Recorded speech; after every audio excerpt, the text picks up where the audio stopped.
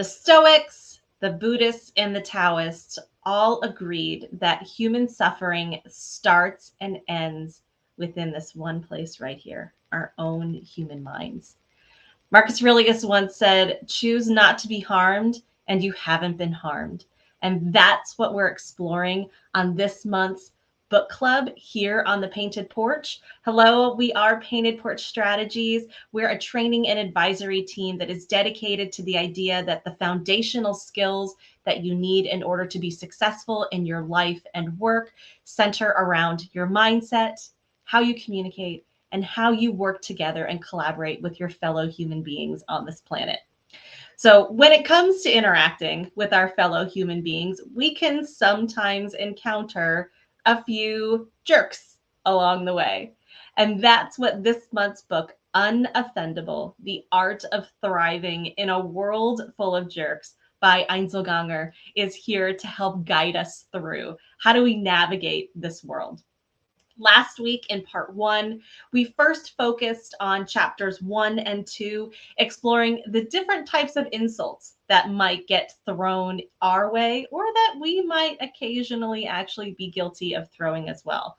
Unintentional ones, playful ones, kind of side comments or questions or compliments, body signals, as he calls them. We'll say hand gestures and the like. And then we also talked about what it means to be triggered and what a trigger can be a result of or a reason for. And then we learned this wonderful formula to help us start the baseline of not becoming offended, which is a very simple formula. The question being, was this true or was it not? If it was true, exactly as Sierra's doing, if it's true, I've got it earmarked in my book. Then it's the truth. So why get offended by it? And if you are offended by that, maybe that's an opportunity to do a little bit of introspection. And if it's not true, then it's nonsense. So then don't worry about it. But obviously all of this, it's not that cut and dry. We can't just see the formula and be like, all right, good, I'm cured, I'm unoffendable, problem solved, moving on. So of course we have many more chapters in this book that we're reading that Einzelganger is guiding us along. This week we focused on chapters 3, 4, 5, and 6. And a lot of these are focused on your perspective and what you're considering to be within your control and outside of your control. We talk a lot on the Painted Porch here because it is a Stoic principle of the dichotomy of control. And the dichotomy of control essentially says, what are you in control of? Pretty much you, and that's it. And even you, it's what you think, what you say, how you respond, how you behave. You don't even necessarily have control over your body. We can all agree with that, especially if we've had like a 72-ounce soda. We do not have control over our bodies all the time. So what we do have control of is very small. It's a very small sphere. Everything outside of that, the Stoics refer to as a preferred indifferent. So we started in chapter 3 on this idea of wanting to be liked. And he talks about different experiences in his life where he was either bullied as a kid or he put a lot of effort into the idea of being liked, and how this really led to a lot of misery in his life because, again, what have we learned? We can't control how others behave, how others treat us, how others think, how others react. We only have control over ourselves. So I wanted to start by just talking about that basic premise with both of you, this idea of being liked and, what traps maybe, each of us have gotten caught up in, but also what some of your key takeaways were from this first section on being liked. Sir? Oh, that's a good one. I like his breakdown here. He talks about, I think he worked in a factory. Oh, yeah. And he talked about the groups that were in this factory. And he calls one the authoritarians. He uses Nazis as his term. And he says then there were spies who told the Nazis everything they wanted to know about what was happening at the factory. So the Nazis liked themselves, and then the spies wanted the Nazis' approval. So they bent over backwards to appease the Nazis. And then there were, what was the third category? There were the neutral, there's the resistance. Yes, the resistance, which is the opposite of the Nazis, and the resistance like themselves. And then there's two other subgroups.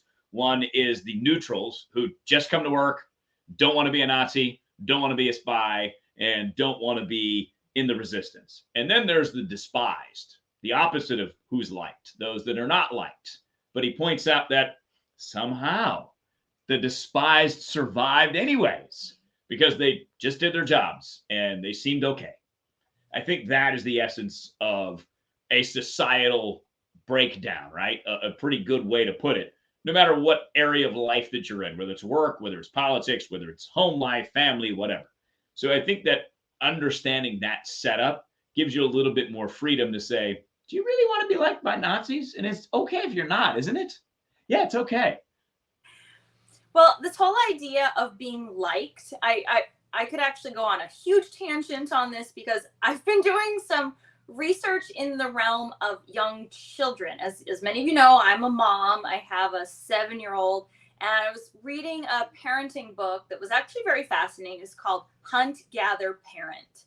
And it's a lot about how our modern culture's version of parenting is actually quite damaging to children versus our ancestors' way of and one of the things they talk about is this idea of the plethora of praise that has been the culture with children for about 30 years now or so, let's just say. So all of us who kind of have been children or young people within this time frame of this 30 years of this trend of a lot of praise, it's difficult, because when you have been trained to go for the praise, on one hand, we think it's a great idea because we're showing, but if we're not also giving constructive feedback about the things that did not go well, then you're chasing the praise. You're chasing the gold star, the being liked, the, oh, everybody thought I did a great job. I got a trophy. I got applause. Right? So when you've been conditioned to have a lot of praise or feel like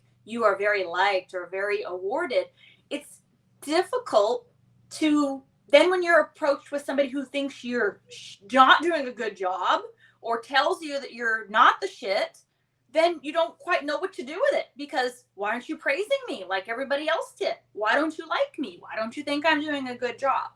So I think there's a balance.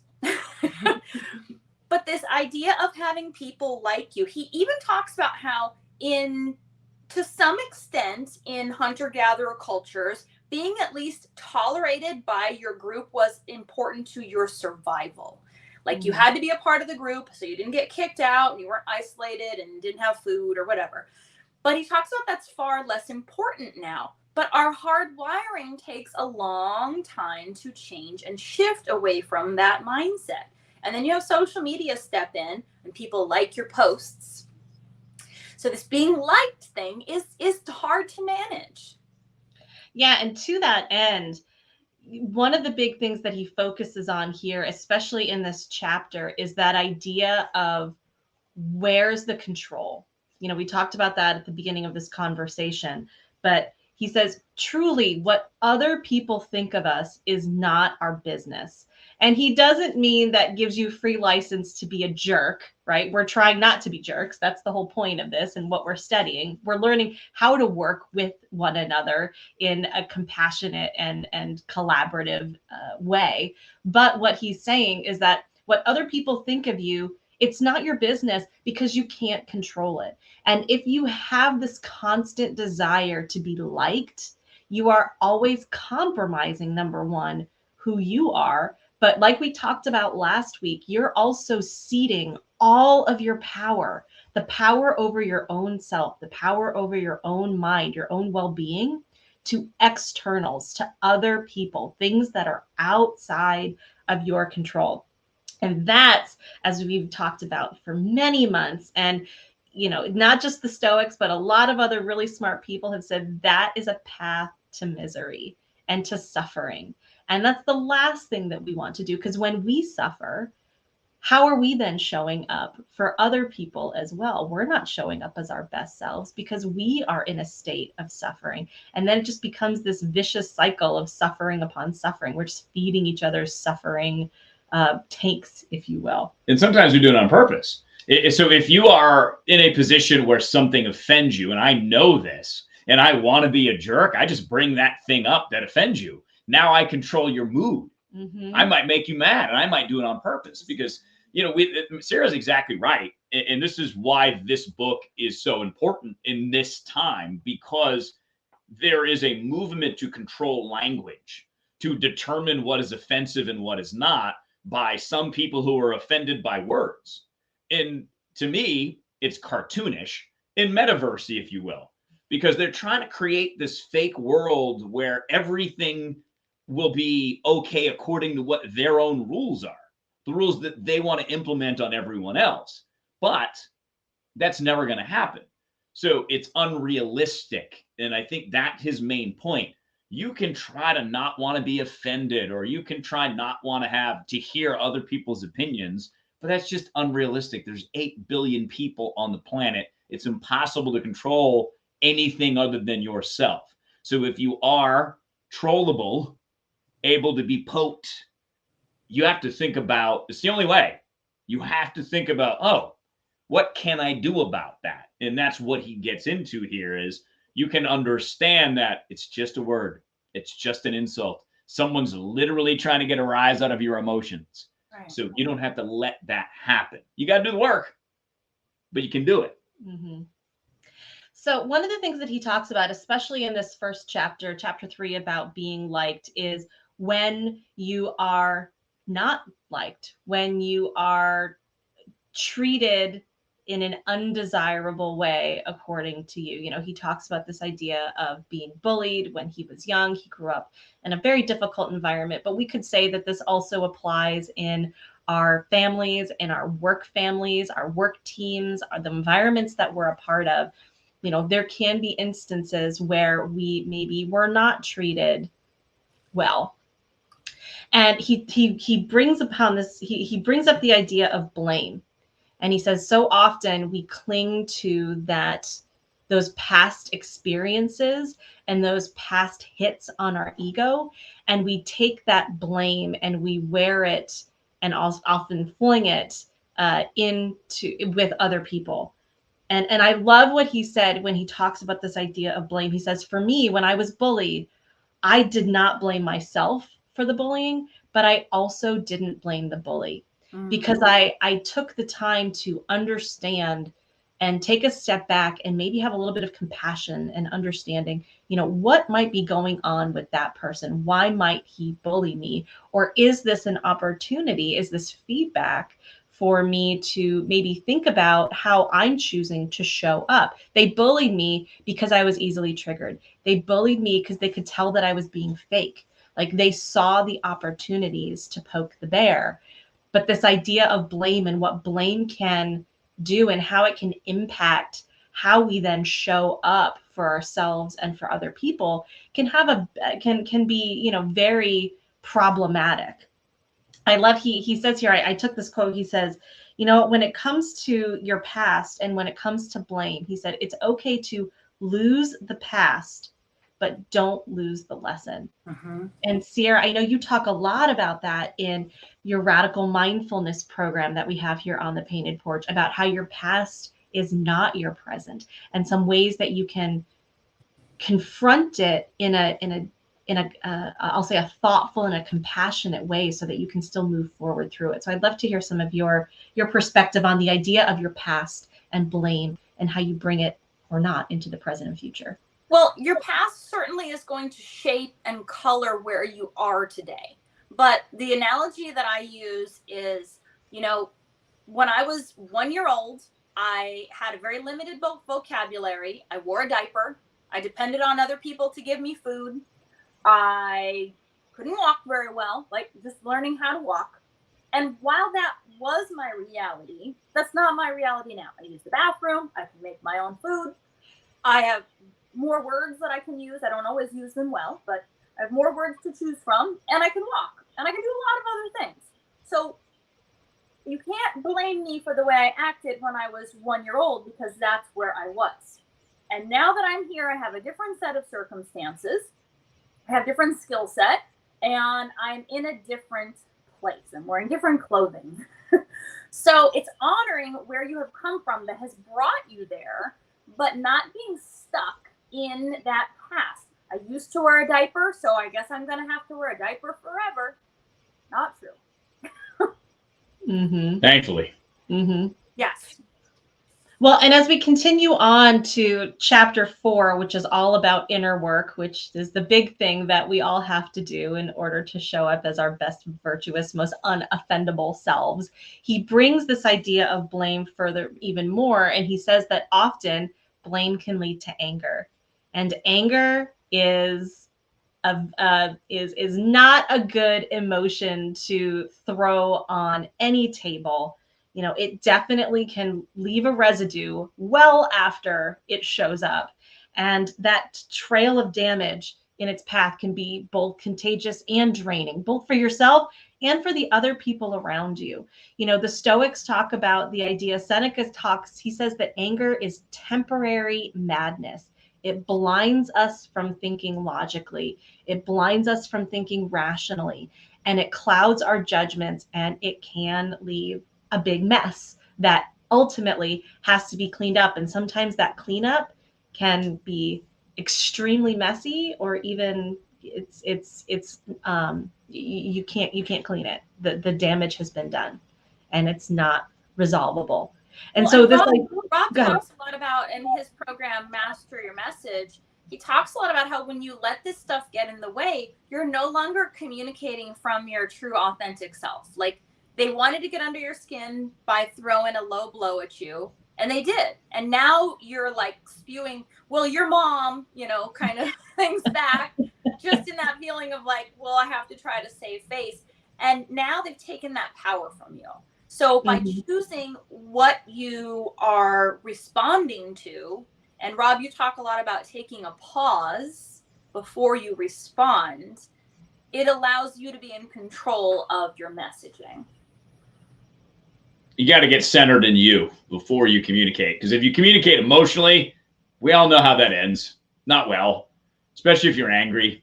You know, if you communicate in anger with your partner, your loved ones, your kids, you know the results of that. And that just creates more anger, resentment, embarrassment, whatever the case may be. So taking, even if it's like a breath, 5 breaths, whatever it takes for you, however you need to start. And that, I think, is something that is so incredibly important about being unoffendable. It's the work that you have to do, but you have to start. It's not easy. Sometimes you got to examine yourself in ways you don't necessarily want to, but trust me, I'm doing the work. It is so freeing. And that's the whole point he's getting at in Unoffendable, is how do you become free from outside influences?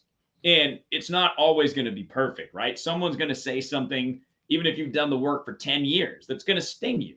But you know how to deal with the sting because you understand what the sting is.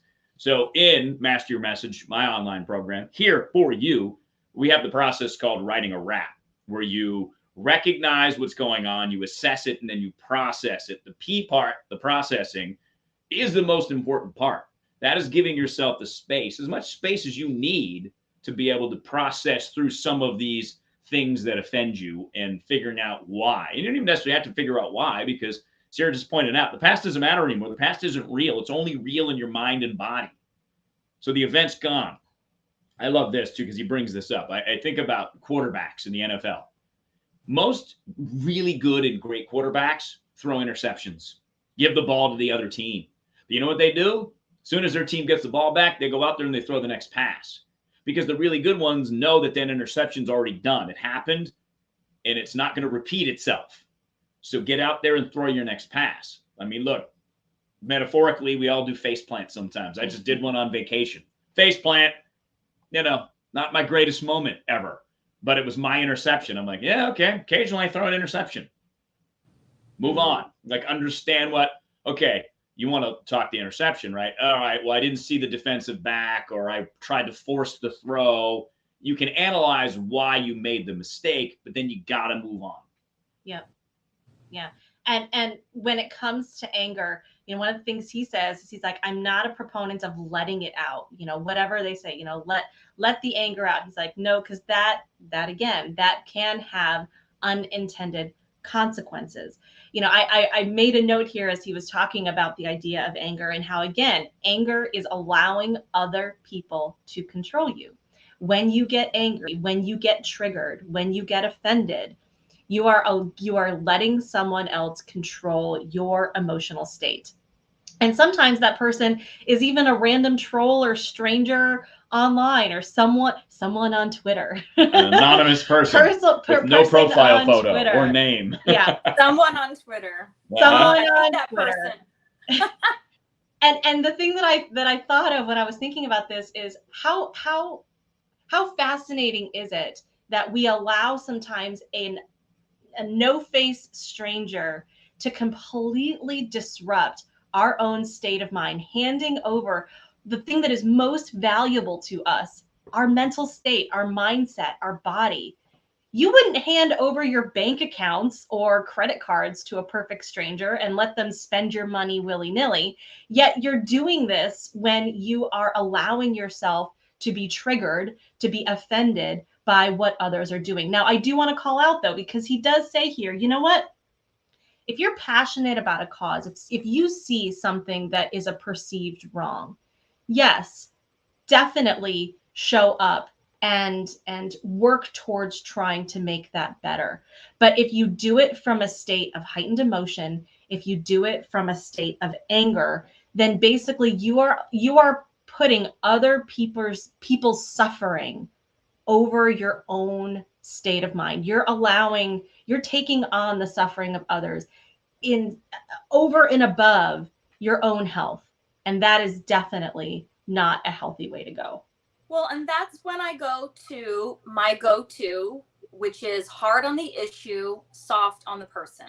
This was probably one of the most valuable lessons I learned working with a general manager by the name of Jack Miller, is whether it was in something that was worked into all of our leadership culture, is when there's an issue with a team member, is you talk about the issue. You're not mad at the person. It's the issue of whatever wrong happened or whatever, didn't work. Is where you're hard on is the issue, but you're soft on the person. And this is the opposite of an insult. This is, all right, I appreciate you and everything that you're doing, but here's the issue that we need to work on. And now that opens the door for growth and for a healthy conflict. And that's why I love this book is Unoffendable, is founded in Stoicism, which is the same thing that Painted Porch Strategies is founded in. And it's like that for a specific reason, because I like to call Stoicism the original personal development, because it was the first real look of humans figuring out how the human mind and body work, because our minds store everything that we see, 400 billion bits a minute. So it breaks things up and moves things around and puts things in this part of the brain, and then it recalls them when it's trying to keep you safe. Same thing with your emotions. At some point, you felt a certain thing. You felt scared. Well, anytime you're scared, that body reminds you of that feeling. And it's understanding that, oh, okay, that doesn't mean I have to react the same way every time I get that feeling. It just, you understanding what your body or your mind is doing. That is what opened up a whole world for me to be able to, like, oh, it actually is possible for me to be in control, even though people insult me. Because, I've been in the talk radio business for 22 years, and people insult you when you offer opinions for a living. See, I had to learn how to thicken my skin and not let it impact me, because what happens is, if it impacts you, you spend your precious time thinking about that, stewing over it over and over again, instead of actually taking action, doing something for yourself to maybe learn a new skill. And that's what this is. And I want to give a sales pitch, if I could, because the how-to is what we tackle in our online programs. So this is a great overview, this book, but the how-to gets a little bit trickier. That's where you need tools. Like, you're going to build a house. You're going to now build a foundation for you to be secure with the tools that we teach you. Mm-hmm. Okay, sales pitch over. Thank you, Rob. So as we If you continue feel, with this, if you oh, go feel ahead, like you're Sierra. reading this book, if you feel like, yeah, I get what you're saying here, Einzelganger, but how exactly do I do it? I need the manual. I need to like know more. We can help you with that. So Mm-hmm. if you feel triggered, it tells you it's time to do something. Go to onthepaintedporch.com. Check them out. See if there's anything that vibes with you. Mm-hmm. Because we're here for you, so you can become unoffendable. So you can become unoffendable. So you can show up virtuously, courageously, compassionately, confidently. Those are the things that we try to teach and try to build as the foundational skills for you to be successful in your life, in your work, and all of those places in between. And it starts by gaining the tools and being able to at first identify and recognize when these moments of ooh, like Sierra likes to say, ooh, ooh, that didn't feel right. That didn't feel great. Being able to recognize those and then having tools to help you then process, manage, work through, and still show up resilient, energized, confident, and compassionate. And so that's what he continues to talk about here in this book. As we go through to chapter 5, we get to what is referred to as the indifference. And this is a big Stoic principle of what is an indifferent. And essentially, an indifferent is something that is not within your complete control. I think you're starting to see a theme here with the Stoics. It's a pretty simple, basic premise. There's a lot to it and how you can practice it. But these are some of those core concepts.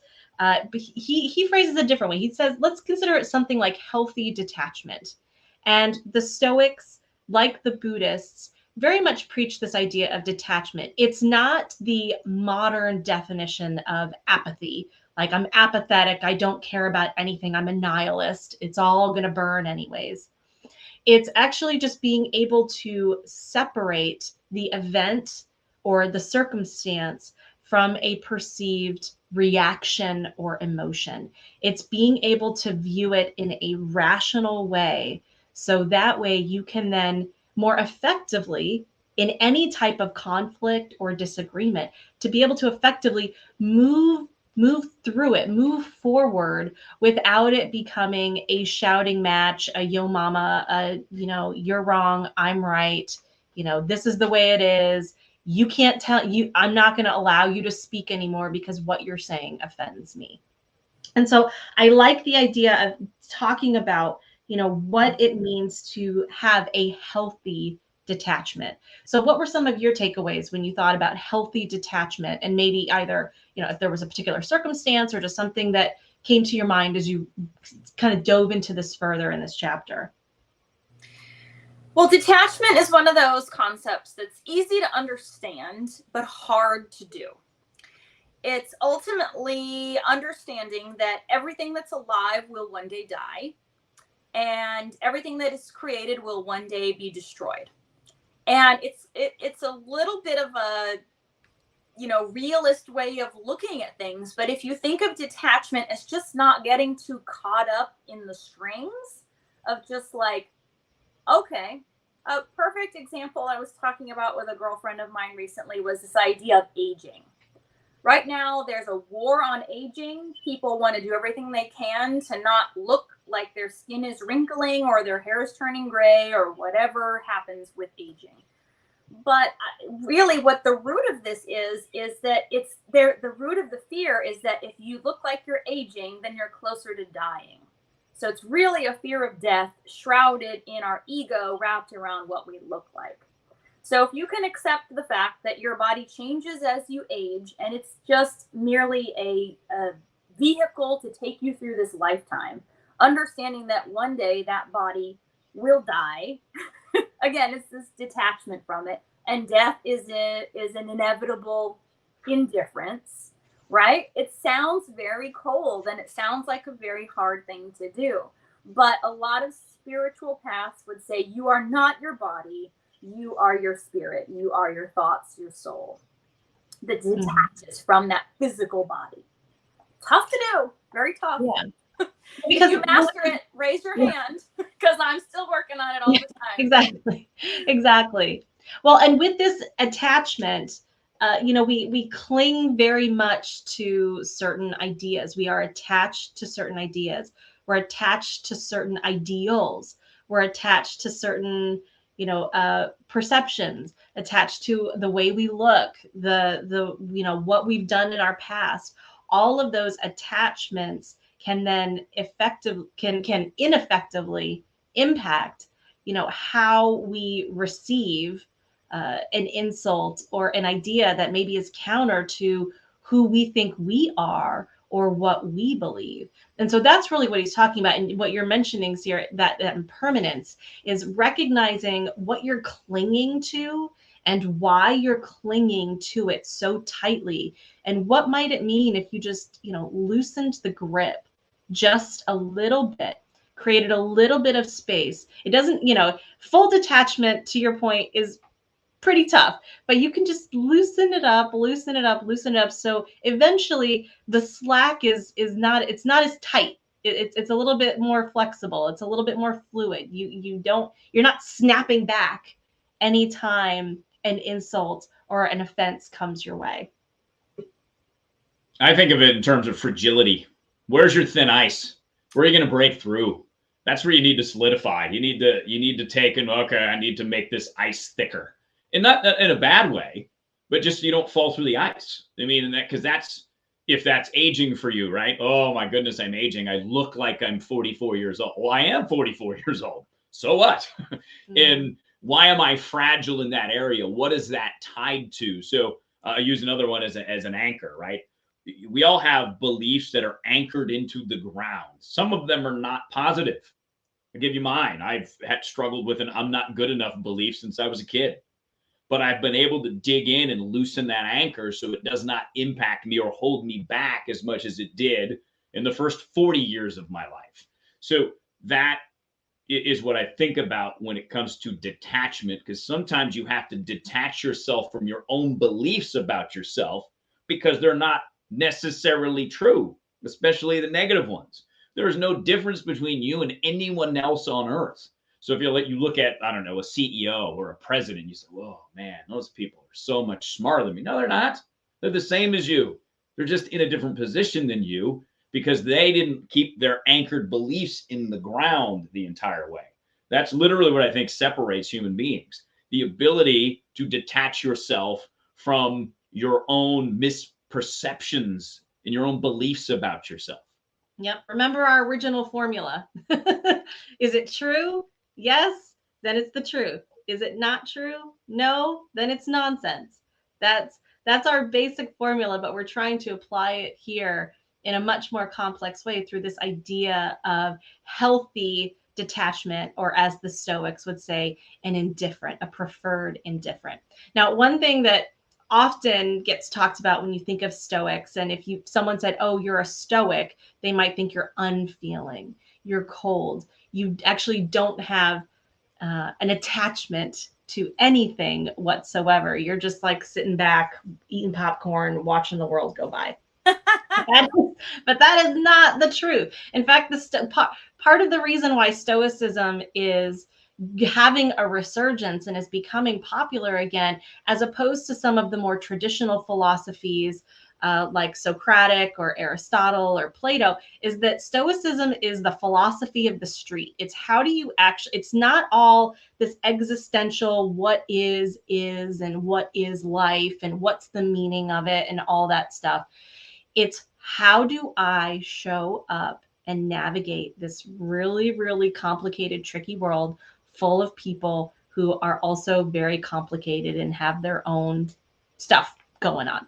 How do we show up? How do we support one another? How can we be of service to one another in a way that will move us all forward?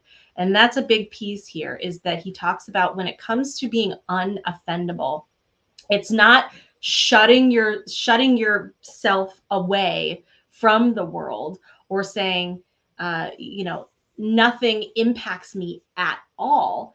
It's just being able to have that healthy separation between the emotion, the thing that's going to get away from you, that's going to create more conflict, and how to actually move things forward, having a bit of compassion and a little bit of humility. Yes, we all want to aim for this utopian world where it's all sunshine and rainbows and nobody ever says anything that's going to bother us.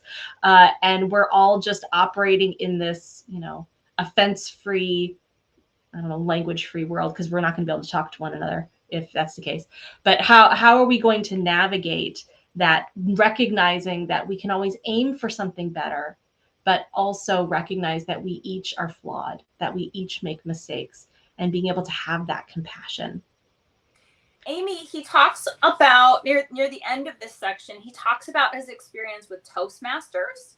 Uh-huh. I know you are an active member of Toastmasters, and he's talking about learning vulnerability and confidence in Toastmasters. I wondered if you might illuminate on that a little bit. Oh, yes. So, Toastmasters, really quick, for those of you who don't know, Toastmasters is a club. If you're interested, you can check it out. They're all over the world, but it's a club that allows you an opportunity to practice and refine your public speaking skills. And whether or not you're actually going up and giving a TED Talk somewhere, or you're literally just trying to have a conversation with a friend, with a colleague, whatever the situation is, it's an opportunity to be able to practice those skills and build that confidence. But it starts with recognizing and having the vulnerability to know that you're not going to be perfect right out the gate. In fact, perfection is something that very few of us have ever attained. I don't believe there's been anyone. But he gives the example of this gentleman who has a stammer. And even though he had this stammer, he had the courage and he was willing to be vulnerable enough to recognize that, but still show up and give speeches. He gives speeches in his Toastmasters. He goes to area contests. You can compete as a Toastmaster and get different awards. He did not let that story of his stammer prevent him from showing up and giving the speech, because he still had something important to say. And he was willing to be vulnerable enough to recognize that he had the stammer, but he was not going to let the side comments, the chuckles, the sneers, the jeers stop him from delivering his message and getting it across.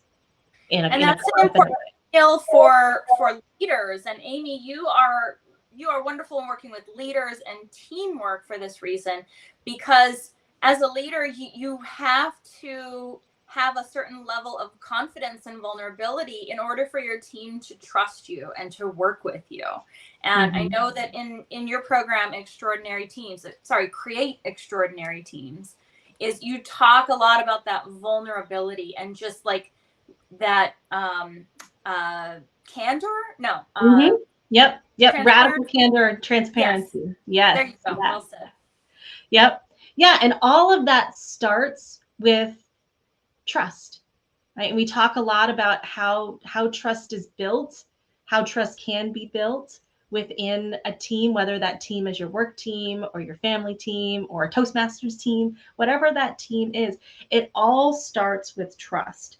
And it's recognizing and having the trust in yourself that you can effectively navigate the uncertainties and what is outside of your control, recognizing what you do have control over, having the trust in yourself that you can let things go if they're rubbing you the wrong way. And also, Sierra, you talk about this too, having the trust in what you don't know. That's a key of having a growth mindset. And as a leader, being able to be vulnerable enough to acknowledge what you do know, but more importantly, what you don't know, and having the trust to be vulnerable and sharing that with the team. So that way you can collectively, again, lift each other up. I think the idea of Stoic confidence and trust, having that trust and being able to be vulnerable, but also having that healthy detachment from the thing that's being done, the thing that's being said, being able to recognize that that thing is not necessarily you, it's not defining who you are, and it should certainly not control.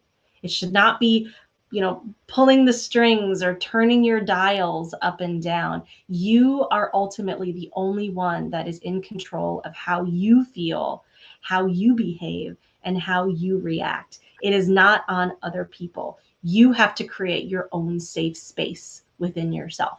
It's the only safe space, truly. The best way, the only way, is to be unoffendable, because then you're free.